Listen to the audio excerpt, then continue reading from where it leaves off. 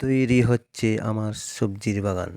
১২ foot filler ২ foot মাটির নিচে ১০ foot উচ্চতা রেখে এবং ১ ফুট ইটের গাঁথনি করে আলগা মাটি ফেলে সুপারি গাছ কেটে নিচের গোয়ার বেঁধে ভালো মানের নেট লাগিয়ে বস্তা ভর্তি গোবর কিনে নিলাম।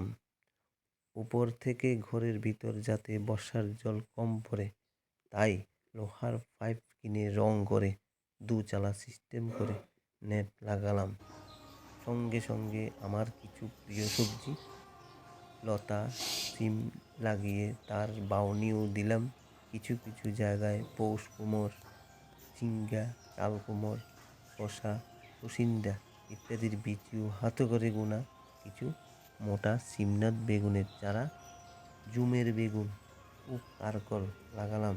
উপরে লতা বাউনির জন্য প্লাস্টিকের চার ও ধরে রাখার জন্য লোহার পাইপ দিয়ে দিলাম।